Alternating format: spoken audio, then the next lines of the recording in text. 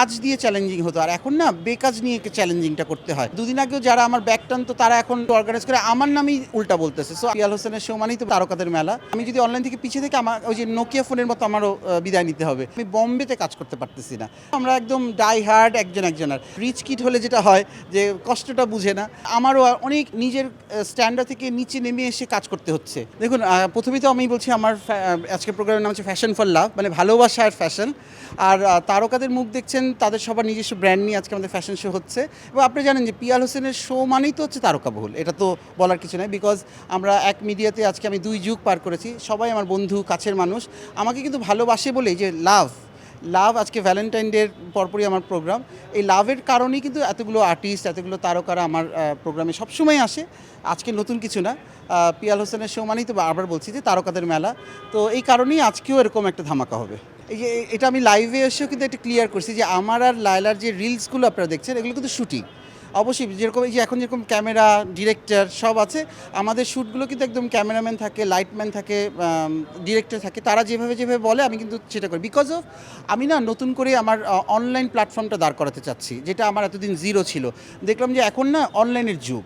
আমি যদি অনলাইন থেকে পিছিয়ে থেকে আমার ওই যে নোকিয়া ফোনের মতো আমারও বিদায় নিতে হবে। সো আমি এটা চাচ্ছি না। তো এই কারণে লায়লা বা আডফ খান যারা এখন খুব ভাইরাল, তারা আমাকে হেল্প করতেছে আমার পেজটা যাতে ডেভেলপ করে। সো আপনার যে যত কিছু দেখছেন সবই নাটক, সবই সাজানো, এবং আমার পেজটাকে রিচ করার জন্য এবং ডেভেলপ করার জন্য।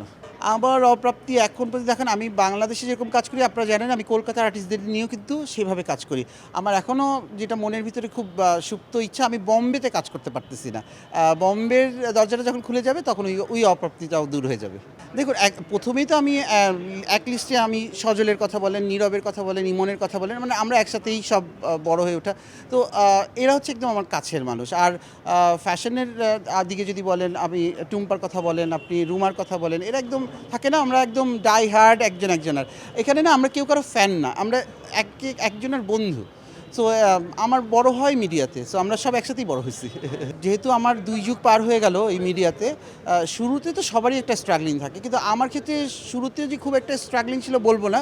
বিকজ আমি বিদেশ থেকে ডিজাইনিংয়ে পড়াশোনা করে আসার পরই আমাকে এখানকার সিনিয়র ডিজাইনাররা, এখানকার তারকারা, তখন সুবর্ণা আপা ছিল, তখন মৌ আপু ছিল, মানে সবাই কিন্তু আমাকে খুব ওয়েলকাম করেছে। সো আমার না শুরু থেকেও যে খুব একটা অসুবিধা হয়েছে আমি কিন্তু বলবো না। বলতে পারেন আরেকটা ব্যাপার যে রিচ কিড হলে যেটা হয় যে কষ্টটা বুঝে না। সো সেইভাবে যেহেতু আমার ফ্যামিলিগতভাবে আমরা খুব স্ট্রং ছিলাম, সো ওই ধাক্কাটা আমার পোহাতে হয়নি। সো আমি খুব লাকি যে আমার ফ্যামিলির কারণে আমি খুব লাকি। দেখুন, আগের চ্যালেঞ্জিংটা আমার কাছে খুব মানে কাজ দিয়ে চ্যালেঞ্জিং হতো, আর এখন না বেকাজ নিয়ে চ্যালেঞ্জিংটা করতে হয়। এইটা আমার কাছে খুব খারাপ লাগে। তখন না আমরা কীভাবে একজন থেকে ভালো কাজ করব, এই কম্পিটিশনটা ছিল। কিন্তু এখন না কে কাকে বদনাম করব, পিছিয়ে কথা বলে নিচে নামাবো, নিচে টেনে নামাবো, এই কম্পিটিশনটা এখন এই যুগে এসে দেখছি। যারা দুদিন আগেও যারা আমার ব্যাক টানতো তারা এখন শো অর্গানাইজ করে আমার নামেই উল্টা বলতেছে। সো আমি আশ্চর্য যে আসলে পিয়াল হোসেন তো একদিনে হয় নাই। হ্যাঁ, পিয়াল হোসেন কিন্তু তিলে তিলে তিলে তিলে করে 2 যুগ পার করছে। সো আগে 2 যুগ পার করো, মিডিয়াতে টিকে থাকো 2 যুগ, এই 25 বছর 26 বছর টিকে থাকো। আগে কত লোক আসলো আর গেল আমার সামনে দিয়ে, কিন্তু 25 বছর টিকে থাকা অনেক বড়। ভাইরাল মানেই তো হচ্ছে একদম খুব কম সময়ের একটা ব্যাপার। দেখেন, আমি 25 বছর টিকে আছি আমার কাজ দিয়ে। একজন সুবর্ণা মোস্তফা, একজন মৌ, একজন নোবেল, তাদের কাজ দিয়ে টিকে আছে।